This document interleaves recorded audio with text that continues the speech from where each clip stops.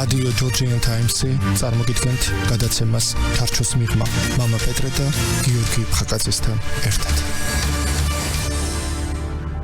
საღამომშვიდობისა მოგესალმებით. დღეს პარასკევია, ეს ნიშნავს იმას, რომ თქვენ ერთი კვირის მანძილზე ელოდებით გადაცემას ჩარჩოს მიღმა წამყვანებთან მამა პეტრე და გიორგი ფხაკაძესთან ერთად. გიორგი ისევ არის ჩართვით Skype-ის მეშვეობით ჩვენი რადიოს თანაწამყვანი და მადლობა თქვენ ძვირფასო რადიო მსმენელებო და Facebook მაყურებლებო, რომ თქვენი ინტერესი ძალიან დიდი ამ გადაცემის მიმართ და ჩვენ ვცდილობთ, რომ ყოველთვის საინტერესო, თქვენთვის აქტუალურ და მნიშვნელოვან საკითხებზე ვისაუბროთ.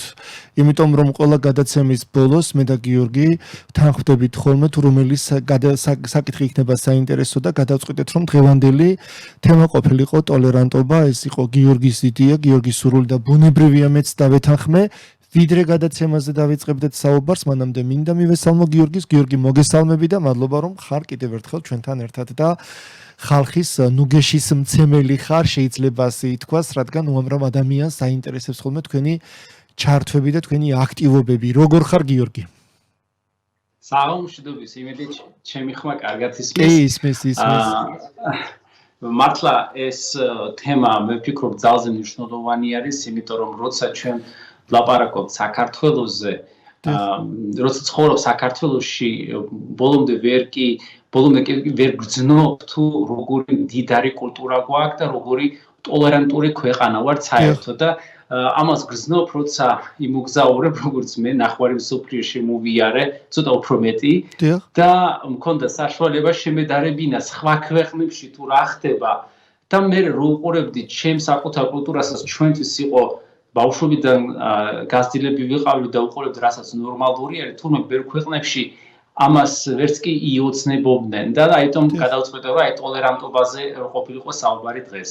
გიორგი, თან ყველაზე საინტერესო ის არის, რამდენიმე კვირის წინ რელიგიური ნიშნით მოხდა დაძაბულობა ჩვენს ქვეყანაში, დაპირისპირება და ჩემთვის მართლაც გასაოცარია და მიკვირს, რომ 21 საუკუნეში ჩვენს ქვეყანაში და არა აქვს მნიშვნელობა ნებისმიერ ქვეყანაში, რომელსაც აქვს პრეტენზია, რომ არის ცივილური სახელმწიფო და ვითარდება და ძლიერდება და აქვს პრეტენზია დამოუკიდებლობაზე 21 საუკუნეში 2021 წელს ერთმანეთს უპირისპირდებიან რელიგიური ნიშნით და მეც ვფიქრობ, რომ პირველი კითხვა შეუნდა დაგისვა. ამ კუთხით რომელ სახელმწიფოს შეადარებდი ჩვენს ქვეყანას, მიუხედავად იმისა, რომ საქართველო ყოველთვის გამოირჩეოდა ისტორიულად რელიგიური მოზაიკის მრავალფეროვნებით, მაგრამ დღესაც დღევანდელი გადასახედიდან მაინც ხდება ხოლმე დაპირისპირება და როგორ ფიქრობ, რომელი ქვეყანა გახსენდება და პარალელს რომელ ქვეყანასთან გაავლებდი და აქედან გამომდინარე, რატომ მოგინდა რომ ამ თემებზე გვესაუბრა დღევანდელ გადაცემაში? პირველი რასაც მინდა ვთქვა, რომ მე გავიზარდე ქუთაისში და ქუთაისი არის ძალიან განსხვავებული ქალაქი, იმითინ რომ ქუთაისი ცნობილი არის, რომ ძალიან ძლიერი და ძალიან დიდი ებრაელური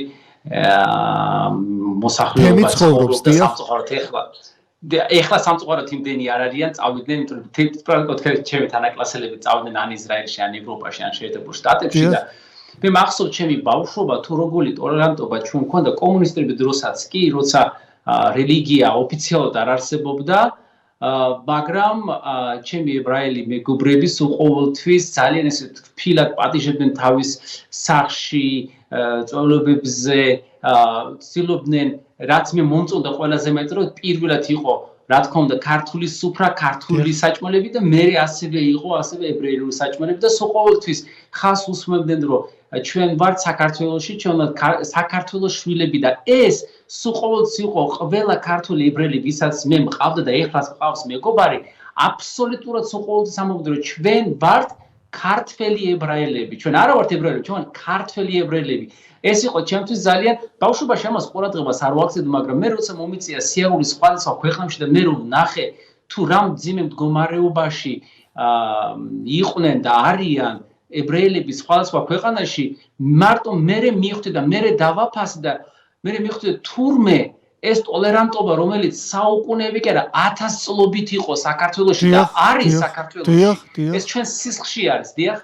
ხო, გიორგი, იცით რა არის, როდესაც ჩვენ საუბრობთ საქართველოს ისტორიაზე, ჩვენ სულ უნდა გავითვალისწინოთ, რომ საქართველოს ისტორია ეს არის ებრაელების ისტორიაც, ეს არის აზერბაიჯანელების ისტორიაც, ეს არის სომხების ისტორიაც, ბერძნების ისტორიაც, გერმანელების ისტორიაც. აი მაგალითად ეკატერინ ფელდი ერქვა თანამედროვე ბოლნის, რომელიც გერმანელებმა დააარსეს მე-17-18 საუკუნეებში და შესაბამისად მათ შემოიტანეს იქ საკუთარი რელიგია, ლუთერანიზმი და შეუძლებელია ქართველი მართლმადიდებელი არ მეგობრობდეს და მათ კარგი მეგობრული ურთიერთობა არ გააჩნდეს მის მეზობელთან, რადგან ეს ხალხი, ის ხალხია, რომელიც ჩვენთან ერთად ქმნის ჩვენს ისტორიას და ჩვენი ისტორია ყოველთვის იმით იყო საინტერესო და გამორჩეული, რომ მართლმადიდებლების გვერდით სხვა რელიგიის წარმომადგენლების ისტორიაც იყო და ასე იქნებოდა ერთი მთლიანი განუყოფელი ისტორია, მაგრამ დღეს რატომ დაგვჭირდა ისევ ამ თემებზე საუბარი და ისევ ამ ტიპის დაძაბულობები რატომ ხდება ჩვენს ქვეყანაში?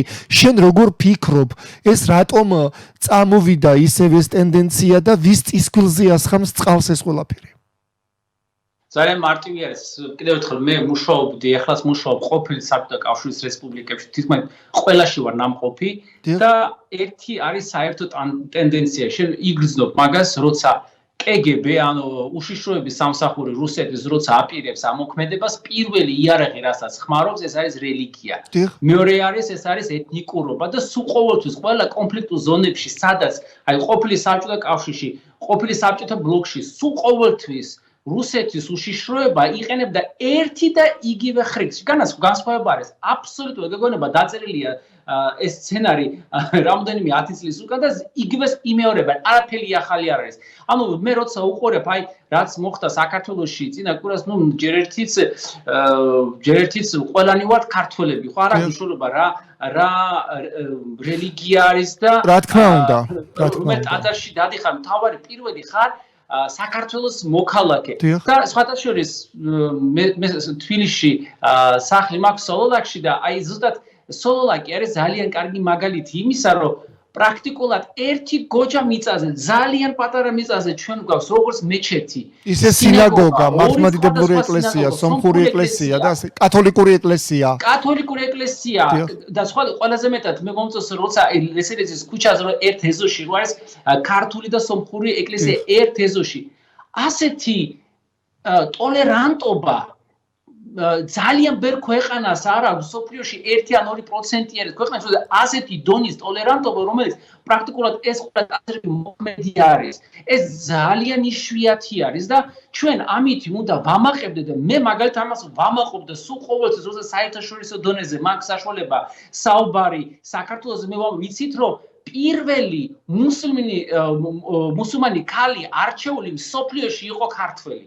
მე ვარ ქართველი, იმიტომ რომ ის ქართველი მუსულმანი იყო და მე მაგას ვამაყობდი და ყოველთვის გაეროში ძალიან ბევრ საერთაშორისო ფორუმებზე ამბობდი ისეთ რომ დემოკრატია თუ გინდათ ისწავლოთ საქართველოში უნდა ჩამოდეთ, საქართველოში უნდა ისწავლოთ ჩვენ პირველი რესპუბლიკის დროს ჩვენ ასეთი მაგალითი იყო რომ ამდენი ქალი ჩვენ ავირჩიეთ პარლამენტში და ასე შემდეგ და ეს ხო და მიყურებენ და არჯერ მითხო დიახ, მაგრამ პირველი მუსლიმი ქალი სოფლიოში არჩეული იყო საქართველოში და ეს არის ის რაც ჩვენ უნდა ვამაყობდეთ და ამაზე უნდა საუბრობდეთ და პირიქით ჩვენ ძმებთან ერთად უნდა ვიყოთ არტი და ისე სხვათა შორის მე არა ვარ პოლიტიკოსი, არა ვარ ახლა შენ უფრო რელიგიურად მეც კითხვა მექნება შენთან, მაგრამ ელემენტარული მომენტი არის რა გვაქვს ჩვენ გასაყოფი ასეთ პატარა დედამიწაზე, ასეთ პატარა ქვეყანაში და მე სხვათა შორის იორდანიაში როცა მუშაობდი საინტერესო იყო ჰუსეინის სახელობის დიდი მიჩეთი იყო აშენებული იქ მეფემ ააშენა და გვერდზე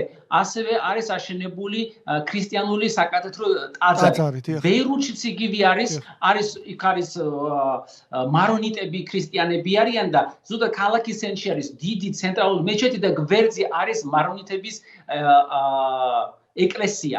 და მე მაგას ვამბობ რომ იმის მაგივრად რომ ჩვენ ვანგრიო და პირიქით იქნებ დავფიქრდეთ და დაუბრუნდეთ იმას, რაც ჩვენთან იყო საუკუნეები და იქნებ ერთ ეზოში ავაშენოთ ტაძრები.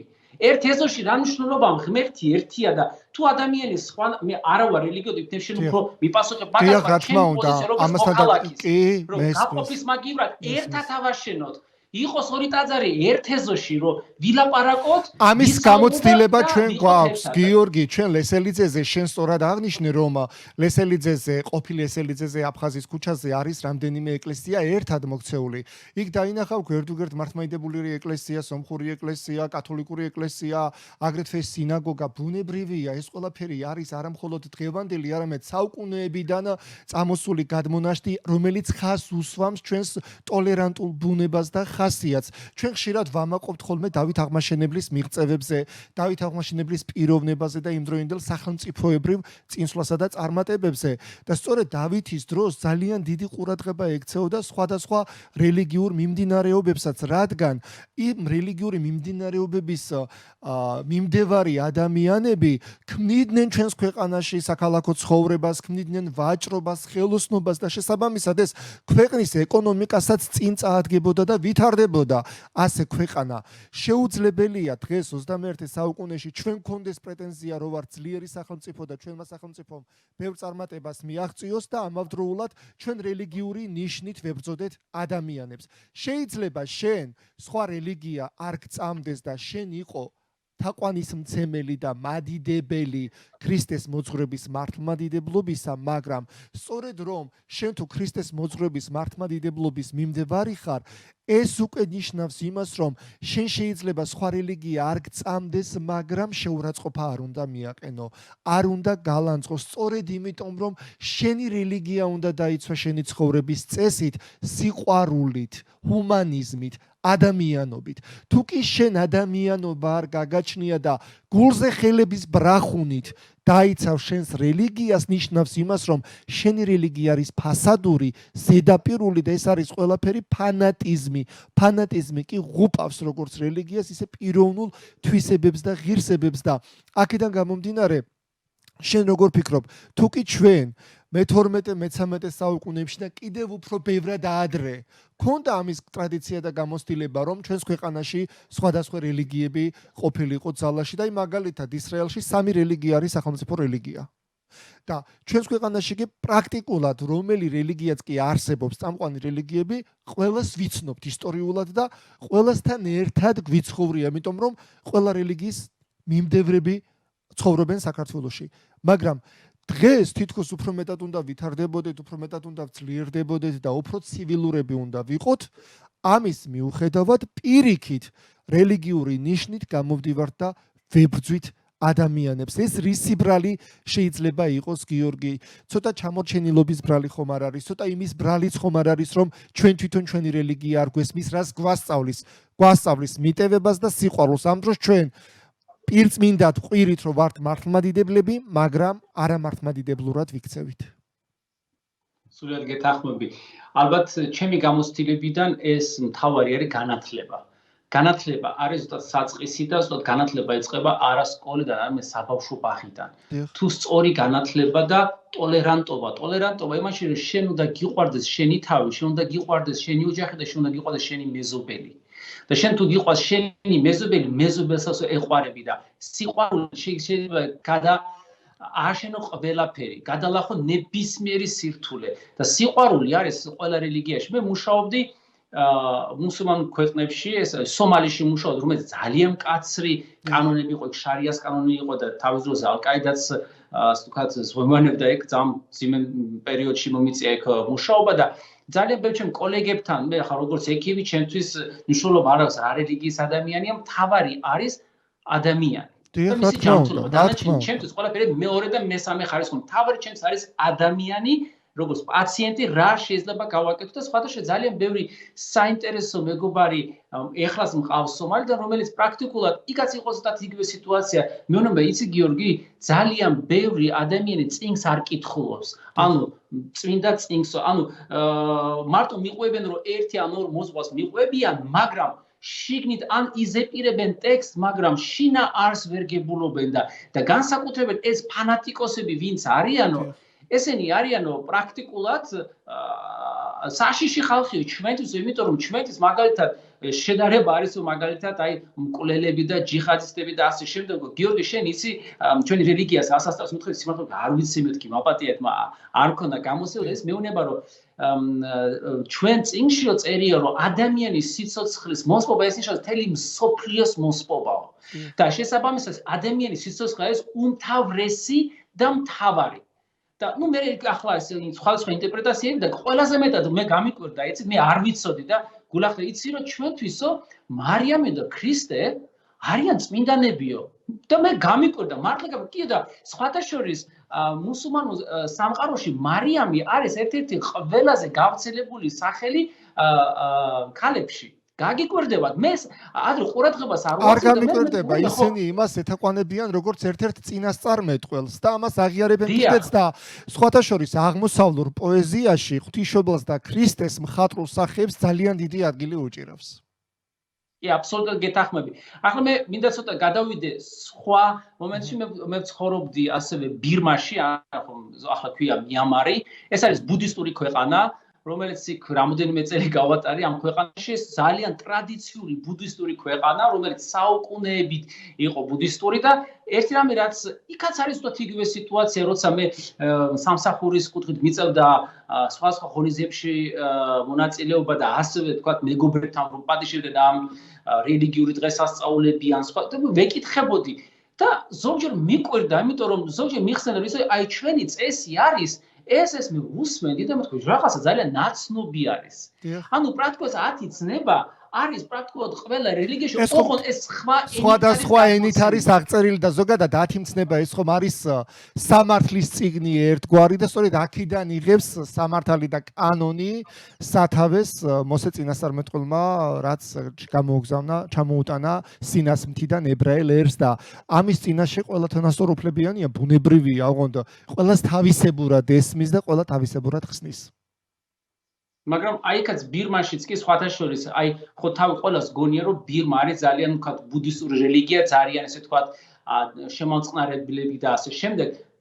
იქაც სხვათა შორის ბირმაშიც არიან ბუდისტი ტერორისტები, ან ბუდისტი ფანატიკოსები, რომლებიც იგივე როცა ჩვენ გქონდა რაღაც საკითხები, როცა მე მუშაობდი იქ უშიშროების საკითხებზე, სადაც ნარკოტიკების ტრაფიკინგი, ძალიან რთული სამუშაო მქონდა იქ და როცა ჩვენ ვეძებთ გამოსავალს თუ როგორ მოგვიგვარებინა მოსახლეობისათვის, თქვათ იქ სკოლების აშენება და ასე შემდეგ, როცა ადგილობრივ ასე თქვათ აზრებში მივდიოდით სტუპებთან და როცა მონასტრებში შევდივართ როგორ ვნახოთ გამოსავალი და აი იქ არის რაღაც ექსტრემისტულად განწყობილი ბუდისტები, რომ ჩვენთვის იყო რაღაც ცოტა გაურკვეველი და იქაც სხვათა შორის მე მეუნებოდნენ წინასწრები რომ გიორგი, ბატონო გიორგი, პრობლემა ის არის რომ წიგნი არ აქვს წაკითხული. ანუ პრაქტიკულად ისინი მიყვებიან ბრმად ერთ ან ორ ადამიანს, მაგრამ წმინდა წიგნები ბოლომდე წაკითხული არ აქვს ძალიან ზედაპირულად და ან დაზეპირებულები აქვს და როცა უსმენდი მე მგონი მე რაღაცა გავიქონდა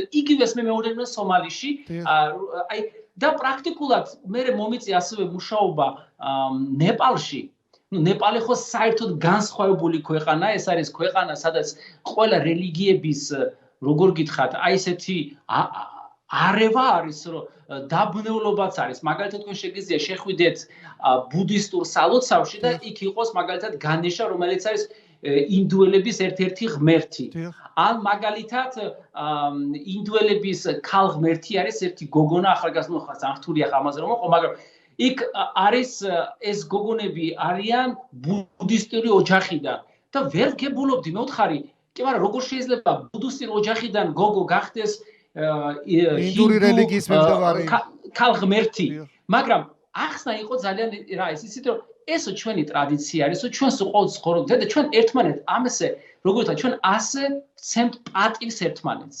და ასე პრაქტიკულად ეს ორი რელიგიის შერწყმასავით, ნუ რა თქმა უნდა ახლა მე სხვა რელიგიებში გადავხარ იქ მაგათ არ არის ჰინდუიზმი მაგრამ ნეპალში არეული რო არის და პრაქტიკულად ბუდა იყო ნეპალიერი ეს სხვათა შორის გიორგი ჩვენ უკვე რეკლამაზე გავდივართ მაგრამ ვიდრე რეკლამაზე გავალთ მანამდე კითხვა მინდა დაგისვა და რეკლამის შემდეგ რომ ამ კითხვაზე მიპასუხო და კითხვა მდგომარეობს შემდეგში თუ გახსენდება უამრავი ქვეყანა გაქვს მოვლილი ხომ ასია და იცნობს სოციალურ პოლიტიკურ რელიგიურ ფონს თუ გახსენდება რომელიმე ქვეყანაში თანამედროვე ეპოქაში რელიგიური ნიშნით ოჯახის წევრებს თუ რომელიმე ოჯახის წევრი უწამებიათ. მოკლედ იფიქრე ამასთან დაკავშირებით ჩვენ ძვირფასო რადიო მსმენელებო და Facebook მაყურებლებო რეკლამის შემდეგ ისევ პირდაპირ ეთერში დავბრუნდებით. დაგველოდით. რადიო ჯორჯიან ტაიმსი წარმოგიდგენთ გადაცემას ჩარჩოს მიღმა მამა პეტრე და გიორგი ფხაკაძესთან ერთად. ჩვენ ისევ პირდაპირ ეთერში ვართ ძვირფასო რადიო მსმენელებო და Facebook მაყურებლებო ძალიან აქტუალური კითხვა დაუსვი გიორგის თუმცა ვიდრე მიპასუხებდეს მანამდე მინდა გავიხსენო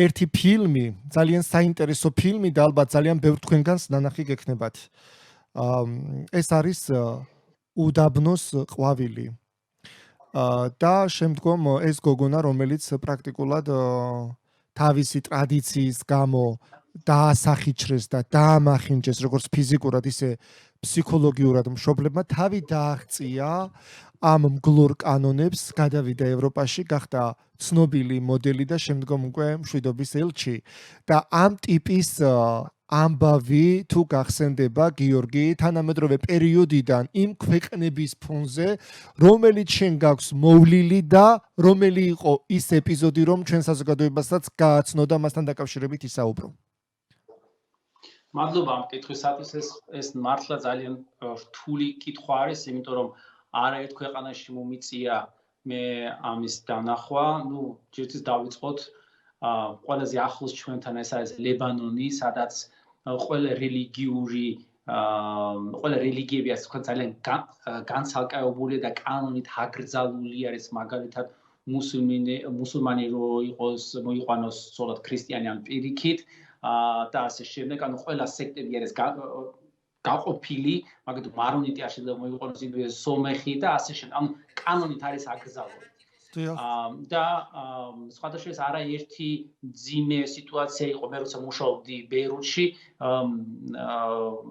მინახე ძალიან ბევრი სასიყვარულო ისტორიები, რომ ძალიან ვთქვათ რთულად თავდებოდა, იმიტომ რომ მშობლები იყვნენ წინააღმდეგი და წინააღმდეგი რა ეს ვერც კი იფიქრებდნენ რომ მაგალითად მუსულმანი გოგო შეიძლება ქრისტიანი ბიჭი მოეწონოს და სხვადასხვა ვისაც ოდნავ შეძლებულები არიან ბეირუთში ნუ ახლა სიტუაცია მიდიოდნენ სხვადასხვა კიპროსზე და იმიტომ რომ კიპროსში აწერდნენ ხელს იმიტომ რომ იქ იყო ეს ნებადართული და იქ შეიძლებოდა ხო იქ შეიძლებოდა და პრაქტიკულად იქ რომ მოიწერდნენ ხელს მე უკვე მშობლები იგივე შეიძლება 10 წელი 20 წელი და არც ელაპარაკებოდნენ თავის შვილებს და უბრალოდ შემთხვევაში რა თქმა უნდა თუ იყვნენ შეძლებული მაგრამ თუ შეძლებული ოჯახიდან არ იყო ან ბიჭი ან გოგო მაშინ ამ სიტუაციაში ძალიან გასაკუთრებით თუ არ იყო შეძლებული ბიჭი მაშინ ძალიან რთული იყო იმიტომ რომ წახვიდე კვიპროსზე არ არის ესეთი იული მომენტი და ასე შემდეგ მაგრამ ეს არის ერთი მომენტი როცა საზოგადოება გაყოფილია ზუსტად ეს არის იმისი შედეგი სხვა აი გაყოფა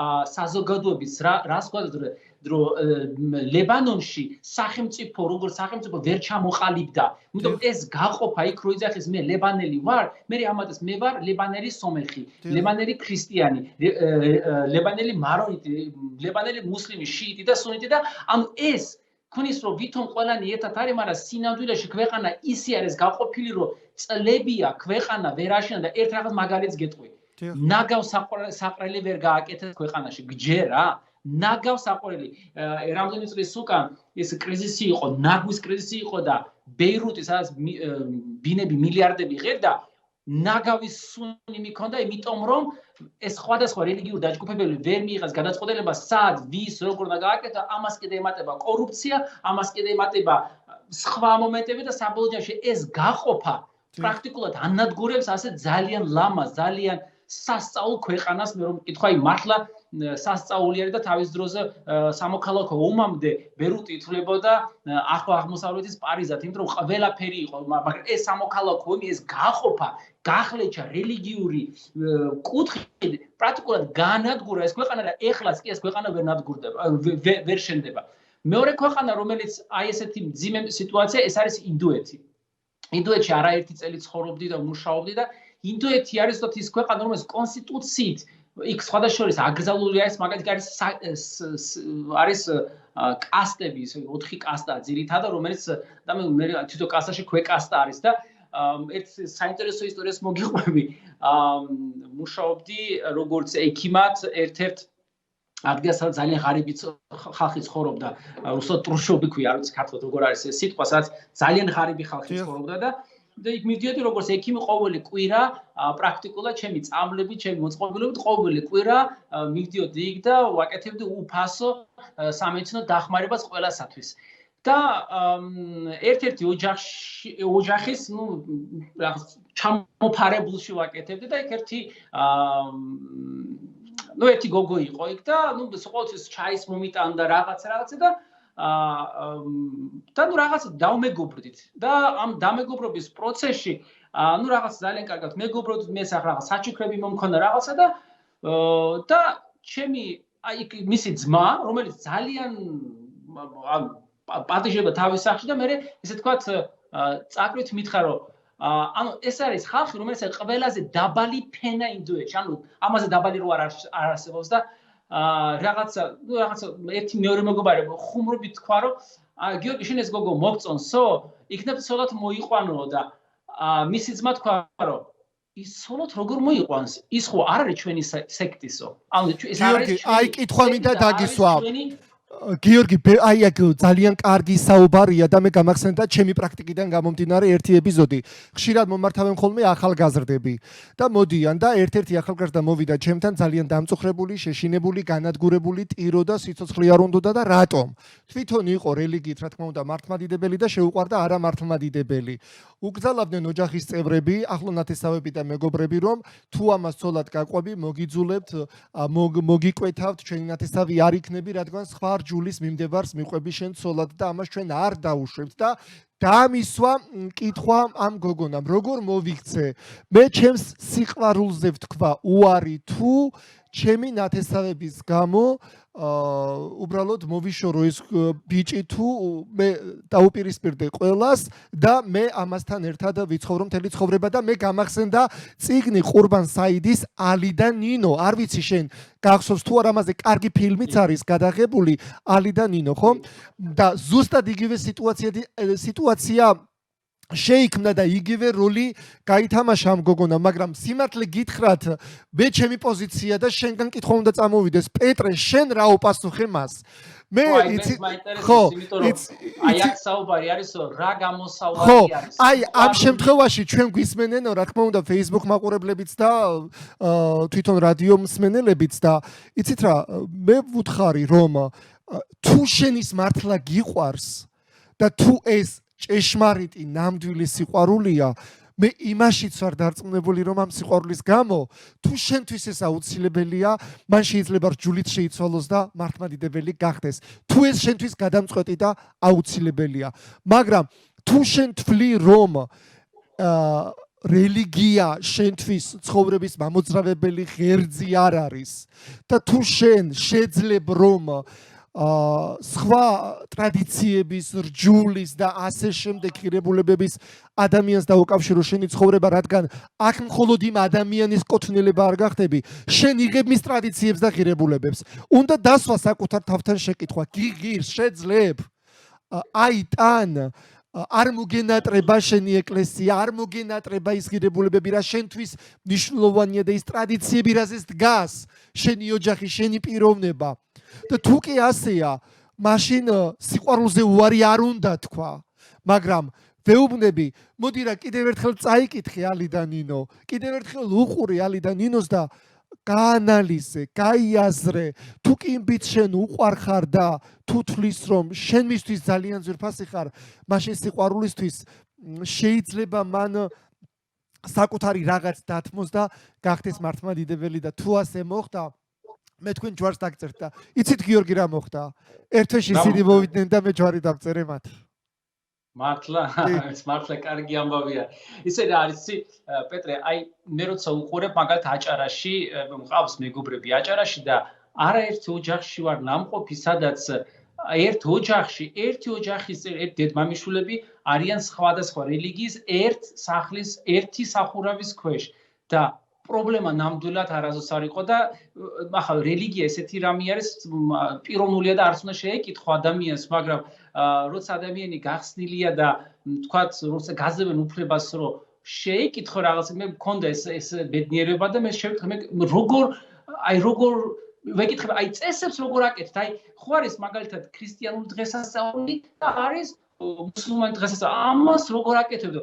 რას ლაპარაკობთ? ორივეს აღნიშნავთ, ორჯერ უფრო ბევრი სასიამოვნო და სახალისო და დღესასწაულები გვაქვს და პირიქით იმასაც აღნიშნავთ და ამასაც აღნიშნავთ და მე უყურებდი და ეს არის ზუსტად და მე ვთქვი და ეს წინააღმდეგობაში არის სიყვარული არის და ღმერთი არის და ეს არის რომ ერთ ოჯახში და სხვადასხვა მე ეს დამაფიქრდა ეს და რომ ვიფიქრე მე როცა ეს სხვა ქვეყნებში რომ ეს გაყოფა არის და მე ვამაყობდი და არა ერთხელ სხვადასხვა ეს მაგალითი მე უთხარი ჩემს მეგობრებს როცა ვიყავი იორდანიაში და როცა ვიყავი ნეპალში მე იცით საქართველოში ჩვენთან 100 არის მე ვთქვი არის ესეთი ჩვენ აჭარა არის ესეთი ადგილი სადაც ოჯახში შეიძლება იყოს ორი რელიგია ერთად და მიყურებდა არ ჯეროდა ეს როგორ და ჩვეულებრივად მეთქი და მე შედომ მშობლები იყვნენ მუსულმანები და ბავშვები ქრისტიანები და თავში არ მოდიოდა ეს როგორ მოდი ჩოლია ეს არის მეთქე ჩვენ ძალიან ეს დიდი ტოლერანტობის ქვეყანა ვარ და ჩვენს ყოველს ასე ვიყავით და ეს გადაგვარჩინა ჩვენ და ბევრისთვის ეს მიუღებელი იყო ბევრისთვის ეს გაუგებარიც იყო მაგრამ სიმართლე გითხრათ ბევრი უმრავლესობა იყო როგორ იცით შურით მიყურებდა რომ ვაიმე რა ბედნიერება რომ არის დედამიწაზე ესეთი ადგილი სადაც ადამიანები არიან ერთად და კიდევ ერთხელ უბრუნდები ერთ შეკითხვა მაქვს შენთან პეტრე მე არ ვიცი ეკლესიური კანონით როგორ არის მაგრამ როცა ადამიანი იცნობს ერთმანეთს იმას ის უფრო გებულობს ერთმანეთის გასაჭირს და ესე გებულობს რომ არც ისე საშიში არის სხვა ადამიანები იმიტომ როცა შენ რამე არის შენ გეშინია რაღაც და შეკითხვა მაქვს ორი ტაძრის ორი სხვადასხვა ტაძრის ერთ ეზოში აშენების კულტურა მაგათ სოფლებში რო ატყდა ეს ძალიან ცუდი ამბავი მე შემეშინდა იმიტომ რომ პირდაპირ დავინახე ეს იყო სუფთა რუსული კგბ-ს გაკეთებული საქმე ვინც არ უნდა თქვას ჩემს ის იყო რუსული კგბ-ს გაკეთებული საქმე 100% 100-დან 100% 99% მაგრამ ახლა შეკითხვა მაქვს ჩვენ როგორც მოქალაქეები და შენ როგორც სასულიერო პირი როგორ არის მე მაგალითად ვფიქრობ პირველ რაც მომივიდა თავში მე თქვა რატო არ ავაშენოთ ტაძარი ერთად იყოს მეჩეთი, იყოს ეკლესია, ერთად იყო და საერთოდ საქართველოში თუ სადმე აშენდება მეჩეთი, ყველგან ავაშენოთ ასევე გვერდზე ეკლესია, რომ ერთად იყოს, მაგრამ მე არ ვიცი ეს ახლა კიდევ ერთხელ ეს არ არის ჩემი კომპეტენცია, მაგრამ ეს გიორგი, მადლობა ამ კითხვისთვის, ვინაიდან ამ კითხვას შენ სვამ ესე იგი ნიშნავს იმას რომ შენ ეს გაინტერესებს და დარწმუნებული ვარ რომ მარტო შენ არაფერს აინტერესებს არ არის იმის აუცილებლობა არ ჩვენს ქვეყანაში და ვფიქრობ არ სხვა ქვეყანაში რომ ერთ ეზოში ურთიერთსაწინააღმდეგო ტაძრები იყოს და ყველა ტაძარში თავისი მრევლი შედიოდეს იმიტომ რომ ამან შეიძლება უფრო დიდი დაპირისპირება გამოიწვიოს გიორგი არა აქვს ადამიანებს იმის კულტურა რომ სხვის რელიგიას პატივისცენ სხვის აზრს პატივისცენ და გეტყვი რატომ ახლავე იმიტომ რომ აი მაგალითად შენ რამდენი ვთქვათ ლაივი ხო ჩართვები გაქვს პირდაპირ ეთერი გაქვს სოციალური ქსელის მეშვეობით იქ ბუნებრივია უამრავ კარგ კომენტარებს წერენ კიდეც და პირიქით ძალიან უხარიათ რომ ასეთი აქტორი ხარ და ადამიანებს ასე ულამაზებ ცხოვრებას და ძალიან ბევრ კარგ რჩევა დარიგებას აძლევ მაგრამ ხომ გამოხდებიან ისეთი ადამიანები რომლებიც განადგურებენ გლანძღავენ თათხავენ დედას გიგინებენ მამას გიგინებენ იმიტომ რომ ყველას არ ესმის თანაბრად და შესაბამისად ამან შეიძლება პირიქით უკუ რეაქცია გამოიწვიოს და რელიგიური ნიშნით უფრო დიდი დაპირისპირება არა, არ არის ამის აუცილებლობა. ისიც საკმარისია, რომ მოშორებით იყოს ყველასთვის თავისი ტაძარი, ოღონდ ერთმანეთს არ უნდა დაუპირისპირდნენ. ერთმანეთის მიმართ აგრესია არ უნდა ჰქონდეთ და ერთმანეთს არ უნდა უმტკიცებდნენ, რომ ჩემი ღმერთი უფრო ჭეშმარიტია, ვიდრე შენი. არა, ნებისმიერი ადამიანი, რომელიც თავის ღმერთს აირჩევს, თავარია იმაში იყოს მართალი და გულწრფელი, რადგან არც ერთი ღმერთი არც ერთი რელიგია არ ქადაგებს ძალადობას, არ ქადაგებს აგრესიას, არ ქადაგებს ბოროტებას. ყველა რელიგია მოუწოდებს ადამიანს ადამიანობისკენ, სიყვარულისკენ, პატივისცემისკენ და ვიღაცა შეიძლება ქრისტეს ეთაყვანებოდეს, ვიღაცა კიდე მუჰამედს ეთაყვანებოდეს. ოღონდ ამაში კავშირი არის ის, რომ ორივე ნაპირას მდგარი ადამიანი ერთმანეთის მიმართ სიყვარულით უნდა ილტვოდეს. ბუნებრივია ცალ-ცალკე საკუთარ ღმერთს უნდა სცეს პატივი, უნდა სცეს თაყვანი, უნდა აღიარებდეს თავის რელიგიას ჭეშმარიტად და არა დამახინჯებულად და არა ფანატიკურად და რელიგიური ნიშნით ადამიანებს არ უნდა ოპირისპირდებოდეს და ამის კლასიკური მაგალითები ჩვენ ბევრი გვაქვს ქვეყანაში, განსაკუთრებით სამწუხაროდ 21 საუკუნეშიც კი. ამიტომ მე ვფიქრობ, რომ გიორგი პასუხი გაიგე, რის თქმაც მინდოდა და ამიტომ ეს აუცილებელი არ არის და კითხვა მინდა შენ დაგესვა მასთანავე გიორგი. აი ვთქვათ, ბევრს მოგზაურობ, შენი ვთქვათ ცხოვრების წესიდან გამომდინარე მსოფლიოს გარშემო. და უცებ აღმოჩნდა ისე, რომ ვთქვათ სიტყვაზე ვამბობ რა, რომელიღაცა მიყრუებულ ქვეყანაში, აი ვთქვათ სადღაც აფრიკის რომელიღაც ჭეკლასის ქვეყანაში, სადაც ჯერ კიდევ არიციან, რომ 21 საუკუნეა, ვთქვათ. და უცებ მოიხიბლე ვიღაცა ქალბატონით და გაგიჟდი, ისე მოგეწონა. შენთვის დამაბკოლებელი იქნება რელიგიური ნიშანი, რის გამოც შენ შეიძლება იმ ქალბატონზე უარი თქვა? რამდენჯერ იყო ეს ამბავი? აი მაგალითად მაინტერესებს. იყო ეს ამბავი, რა თქმა უნდა.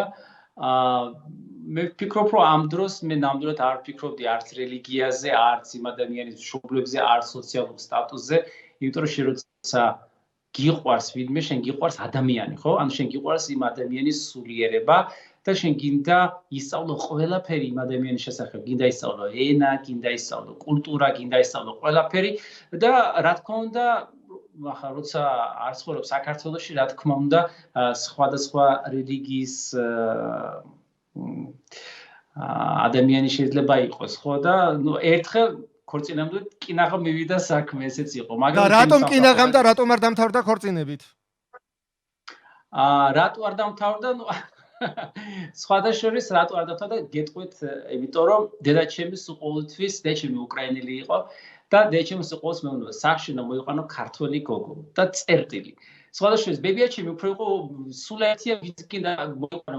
დედაჩემი ძალიან მეუბნება ქართული გოგო უნდა მოიყვანა, ქართული გოგო უნდა მოიყვანა და ყოველთვის იყო რამოდენიმეჯერ რაღაც სიტუაცია და მოთხარი დავრიკე სახში მაშ დედაჩემი ცოცხალი იყო, მოთხარი აი ასე მოთხარი გერლფრენდი მყავს მეთქი და ამ ქვეყნიდან და სიჩუმე, რა თქმა უნდა შენი საქმე, მაგრამ ხო იცი ის ხაჭაპურის გაკეთება არ იცის და შენ უნდა მოიყვანო ქართველიო სახშიო და აი ეს იყო ჩემი უკრაინელი დედა, რომელიც ველაპარაკებოდა რუსულად, რომ გინდა თუ არა ქართველი მოიყვანო, მაგრამ რა თქმა უნდა ახლა მე დედაჩემის სულს ყოველთვის ვცემდი და ეხლა ვცემ პატივს, მაგრამ გული ისეთი რაღაც არის, ვინ შეგიყვარდება ნამდვილად არის და შეიძლება ესეთი რაღაცა გააკეთო, რომ არც კი იფიქრო და რაც ჩემი ცხოვრებიდან გამომდინარე, სხვადასხვა ქვეყნებში ცხოვრობდი, სხვადასხვა მდგომარეობაშიც ვიყავი და ნამდვილად რელიგია იყო ყველაზე ბოლო, რასაც სხვადასხვა დგებოდა ზოგჯერ საკითხი ერთ ქვეყანაში, სადაც ძალიან ისეთი იყო, რომ აი იცი, აი უნდა შეიცვალო და მე ვთხარი არა.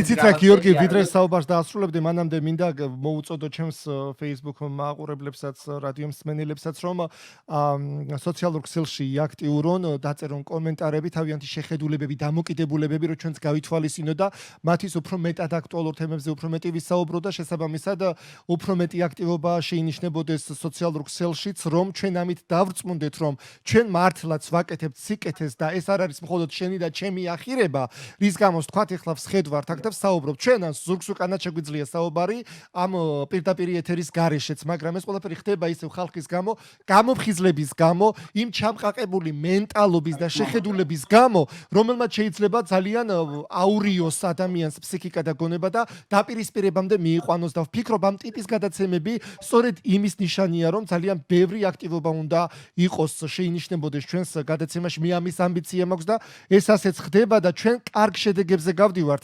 მაპატია გიორგი რომ შეგაწყვეტინე, ჩვენ მალე ვამთავრებთ გადაცემას, მაგრამ ვიდრე დავამთავრებთ, მანამდე შეგიძლიათ დაასრულო სიტყვა და შემდგომ მეც ვიტყვი.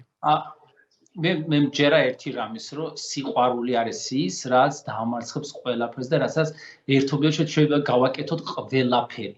და მე მჯერა, რომ ადამიანთა ურთიერთობა არის ის, რასაც აგებული არის ყველაფერი ამ დედამიწაზე. არა გუშინდება ადამიანი საცხოვრობს, რა რელიგიის არის, რა ჯერა, ან იმიტომ რომ ის რო ცხოვრობს იმ ქვეყანაში მაგალითად ნეპალში არიან სხვა რელიგიის ხალხი, იმიტომ მთავარი რელიგია ის არის. მაგალითად ბირმაში არის ბუდიზმი, სომალიში არის ისლამი და ასე შემდეგ. ეს არის იმ ქვეყნის რელიგია და ის ხალხი სხვა რელიგიის შესახებ არც კი იციან სხვათა შორის. და აი ეს არის ზუსტად რომ თავარი არის და ყველა ჩემი გამოცდილებიდან რომ თავარი არის განათლება. ის წმინდა წიგნების წაკითხვაც კი გაგიკვირდება ყველა წმინდა წიგნი, სადაც რო აიღო ძირითადი დიდი რელიგიები რო აიღო, ყველგან არის ერთი და იგივე სიყვარული და სიცოცხლის დაფასება. და რა თქმა უნდა, ერთმანეთის გატანა და ერთმანეთის ხელშეწყობა.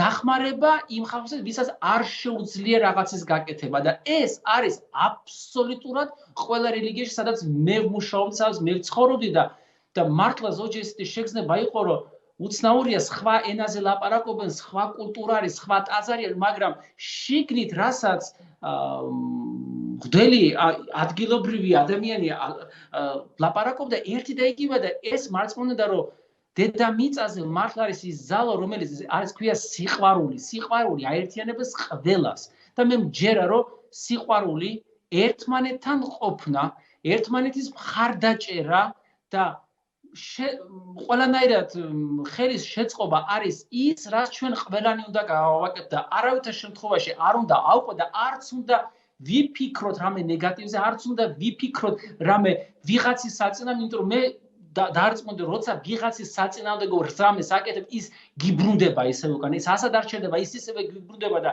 თუ გრძნობ, რომ ეს ნეგატივი მოდის, უნდა შევაჩერო და ყველა ჩვენი ვალდებულება არის, რომ თუ ვიგრძენთ, რომ ნეგატივი სადმე ამოყოთავი, ყველაფერი უნდა გავაკეთოთ, ჩავეხოდოთ ერთმანეთს, ახლა კოვიდი არის 2 მეტრიანი დისტანციით უნდა ჩავეხოდოთ და სამედიცინო პირბადეთ, რა თქმა უნდა, მაგრამ იცით რა, მე მართლა გამიხარდა, როგორც დამთავრდეს ყველაფერი გურიაში და რომ ნახე მე არხებზე რომ ჩაიხუტენ ერთმანეთს ორივე თემი და ეს იყო მართლა სასიამოვნო. დიდი მადლობა გიორგი. ჩვენ ერთად ყველაფერს გავაკეთეთ. დიახ, დიდი მადლობა გიორგი. მე მინდა ჩვენი უსაყვარლესი მწერლის გურამ დოჩანაშვილის სიტყვებით ავემშვიდობო ჩვენს Facebook მაყურებელს, რადიო მსმენელს. დედამიწას სიყვარული ატრიალებს დომენიკო და ეს სიყვარული არის ალბათ ყველაზე დიდი და ყველაზე მთავარი რელიგია, რომელიც აერთიანებს, აკავშირებს ადამიანებს ერთმანეთთან, რადგან ღმერთი სიყვარულ არის და ამ სიყვარულმა გაგვაერთიანოს, გაგვაძლიეროს, დაგვათრგუნინოს ყველა გამოწვევა და ყველა განსასწრელი, რის წინაშე დგას მთელი კაცობრიობა და ღირსეულად შეგვახვედროს ერთმანეთს. დიდი მადლობა ძვირფასო რადიო მსმენელო, რომ ხართ ჩვენი ერთგული მსმენელი და მაყურებლები. ჩვენ ყოველთვის მე და გიორგი ფხაკაძე ძალიან აქტუალურ და თქვენთვის საინტერესო საკითხებზე ვისაუბრებთ. გემშვიდობებით მომავალ პარასკევამდე. რადიო ჯორჯიან ტაიმსი წარმოგიდგენთ გადაცემას თარჩოს მიღმა მამა პეტრე და გიორგი ფხაკაძესთან ერთად.